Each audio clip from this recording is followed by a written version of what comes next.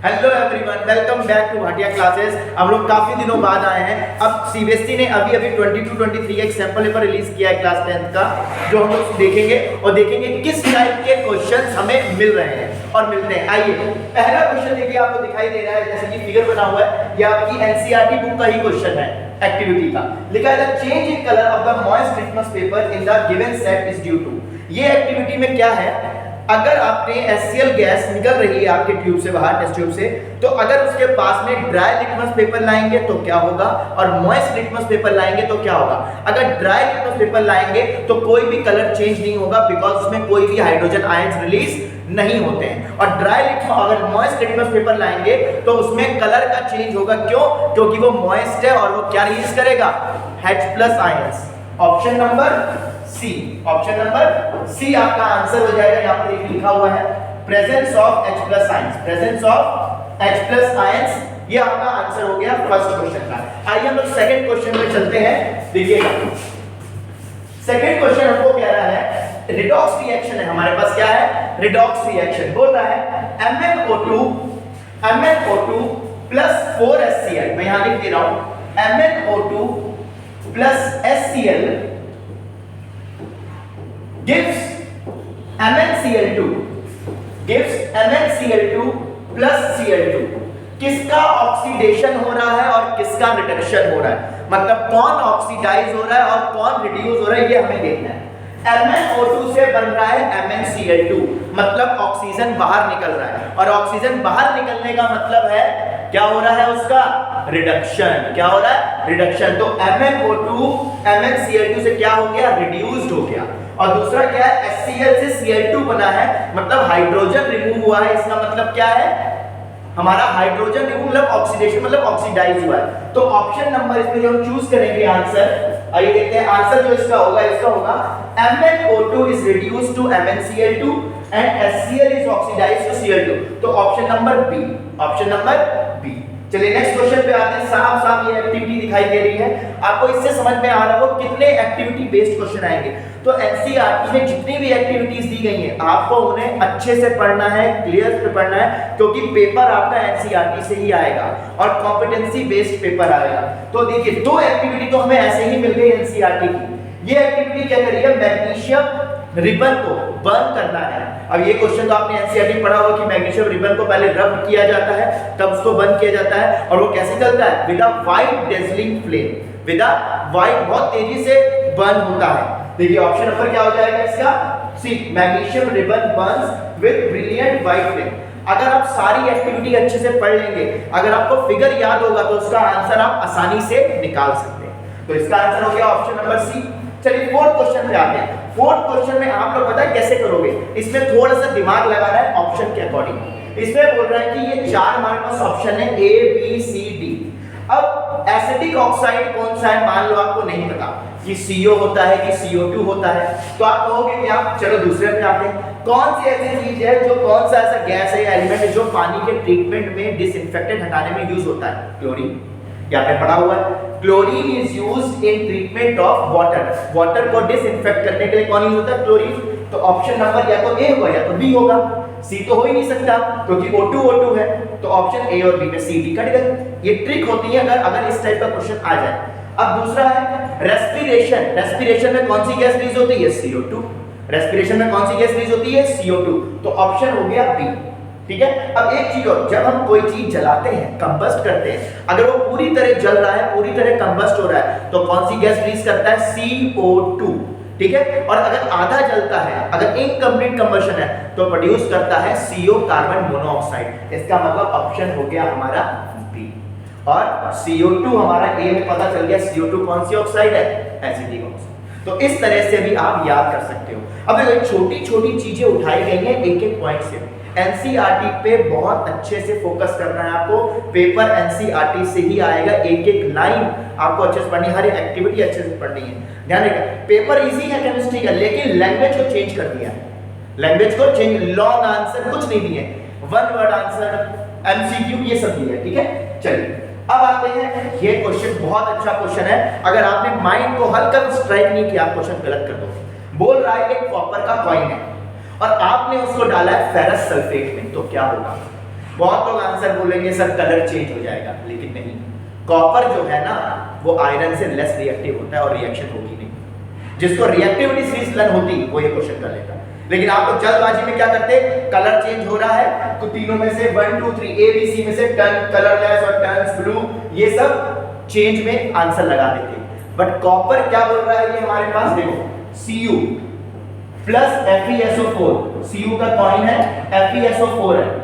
Copper least reactive, copper less reactive है iron से, ठीक है ना, तो रिएक्शन ही नहीं होगी। तो इसका मतलब option number D, remain green with no change in copper coin. तो आपको रिएक्टिविटी सीरीज भी लर्न होनी चाहिए। चलिए नेक्स्ट क्वेश्चन पे आते हैं हम लोग। नेक्स्ट क्वेश्चन हमें ये बोल रहा है आपका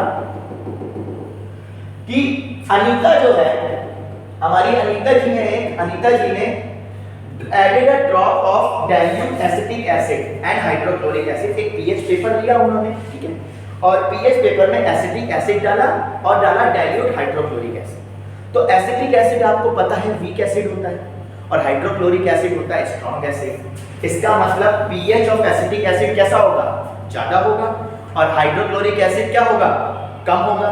हाइड्रोक्लोरिक एसिड का मतलब क्या होता है, जिसका pH 3 से कम हो, वो स्ट्रॉन्ग एसिड होते हैं। तो हाइड्रोक्लोरिक एसिड क्या होता है, स्ट्रॉन्ग एसिड, और उसका pH कम होनी चाहिए, pH की वैल्यू क्या होनी चाहिए, कम होनी चाहिए। और एसिटिक एसिड क्या है, वीक एसिड, उसकी pH वैल्यू 4 से ज्यादा होगी।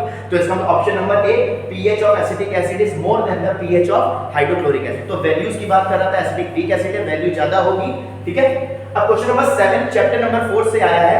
इसमें आपको एक कंफ्यूजन हो सकता था, आप ऑप्शन इसका सी भी लगा सकते थे, तो बी लगा सकते थे, लेकिन आंसर होगा सी। कैसे, ये हमारे पास अनसैचुरेटेड और सैचुरेटेड हाइड्रोकार्बन क्या होते हैं। अनसैचुरेटेड का मतलब होता है जिनके पास डबल बॉन्ड हो, जिन कार्बन के बीच में डबल बॉन्ड होगा वो होता है अनसैचुरेटेड कार्बन। जिनके पास ट्रिपल बॉन्ड हो वो भी अनसैचुरेटेड। सैचुरेटेड क्या होते हैं, जिन कार्बन के बीच में सिंगल बॉन्ड हो वो सैचुरेटेड होते हैं। अब एक बात ध्यान रखिएगा, फंक्शनल ग्रुप जब लिखते हैं उनमें जब ऑक्सीजन के बीच में डबल बॉन्ड हो उनको काउंट नहीं करते हैं सैचुरेटेड अनसैचुरेटेड में, ठीक है ना। हमारे पास क्वेश्चन है CH2 क्वेश्चन है मेरे पास, ध्यान से देखना, CH2 यहां पर लिखा मैंने CH2 डबल बॉन्ड, ओके, और यहां पर है CH2COOH कार्बोक्सिलिक एसिड है, इथेनोइक एसिड है। ये मेरे पास है CH3CH3, ये अनसैचुरेटेड है, सॉरी सैचुरेटेड है, राइट, और ये क्या है, ये भी सैचुरेटेड, लेकिन इसमें अल्कोहल ग्रुप जुड़ा है। अब ऑप्शन क्या कहता है यहां पर, ऑप्शन का कहने का मतलब ये है इसका कि A and B are unsaturated. देखिए A और B अनसैचुरेटेड, मानते हैं A है लेकिन B तो फंक्शनल ग्रुप लगाया ना डबल बॉन्ड, तो अनसैचुरेटेड हो ही नहीं सकता है, तो ऑप्शन ए गलत हो गया। ऑप्शन बी क्या है, C and D unsaturated, C और D सैचुरेटेड है, ठीक है, हम बोल सकते हैं, लेकिन आप ये आंसर यही टिक करते, लेकिन ऑप्शन सी अगर आप पढ़ लेते तो आप बी आंसर टिक नहीं करते। क्या बोल रहा है, addition of hydrogen in presence of catalyst changes A to C। अगर मैं इसमें हाइड्रोजन ऐड कर दूं तो ये C बनाता है, बिल्कुल सही बात बोली है। अगर मैं यहाँ एक हाइड्रोजन इधर ऐड कर दूं और एक हाइड्रोजन इधर ऐड कर दूं, डबल बॉन्ड हट जाएगा, सिंगल बॉन्ड हो जाएगा, CH3 हो जाएगा, नहीं हो जाएगा। तो आप ऑप्शन लगाते हैं बी, लेकिन आंसर असली में क्या आया, सी। तो ध्यान से करना है, अच्छे से करना है, तो आंसर हो जाएगा इसका क्लियर। नेक्स्ट क्वेश्चन पे आते हैं। नेक्स्ट क्वेश्चन आ गया आपका,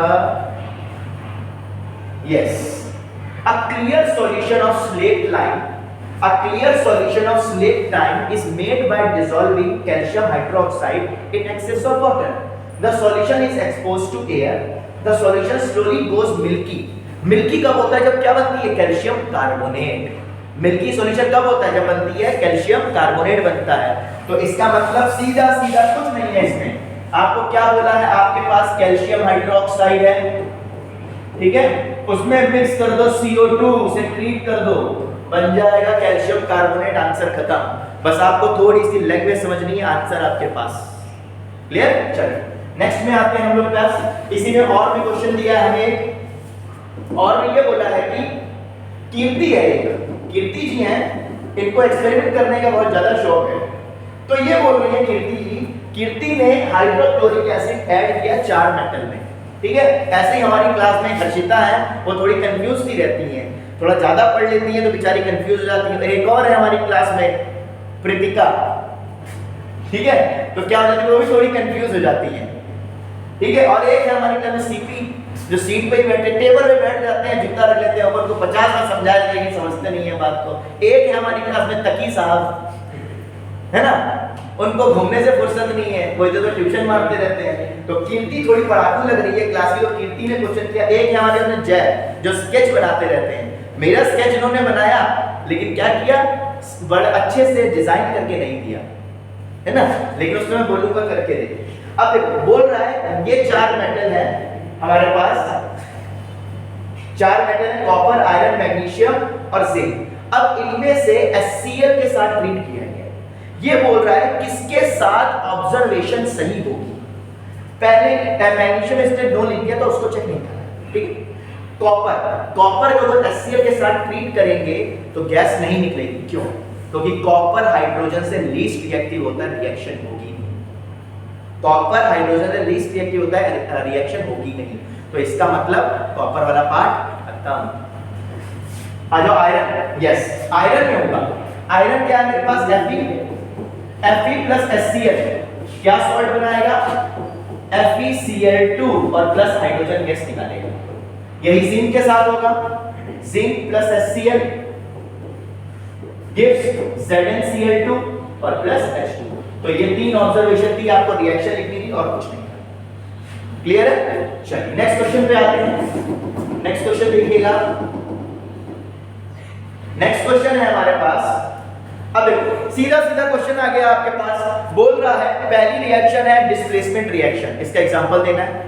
दूसरी रिएक्शन है आपके पास डबल डिस्प्लेसमेंट, इसका एग्जांपल देना है। डायरेक्ट क्वेश्चन है, अपने आप कर सकते हैं, एग्जांपल दे सकते हैं आप। ये देखिए एक और एक्टिविटी आ गई है, ये आपके सॉल्ट में था, डायरेक्ट है ये। एनोड में कौन सी गैस निकलेगी, कैथोड पे कौन सी निकलेगी, एनोड में निकलेगी क्लोरीन, कैथोड में निकलेगी हाइड्रोजन गैस। कौन सी प्रोसेस है, क्लोर एल्कली प्रोसेस। कौन सी प्रोसेस है, क्लोर एल्कली प्रोसेस, ठीक है, कौन सी प्रोसेस है, क्लोर एल्कली प्रोसेस। और इसकी रिएक्शन लिखनी है आपको और कुछ नहीं करना, ठीक है, ठीक है। और क्या करना है आपको, कौन सी प्रोसेस है, क्लोर एल्कली प्रोसेस, ये निकल गया आपका, ठीक है, यही करना था, डायरेक्ट क्वेश्चन है। एक क्वेश्चन और आता है आपका, चलिए इतने क्वेश्चन, वीडियो थोड़ी लंबी हो गई है तो इतने क्वेश्चन आज के लिए रखते हैं। बाकी केमिस्ट्री के जितने बचे क्वेश्चन हैं वो लोग कल पढ़ेंगे, नेक्स्ट क्लास में पढ़ेंगे। Till then bye bye, take care. कोई डाउट हो कमेंट सेक्शन में बताइए।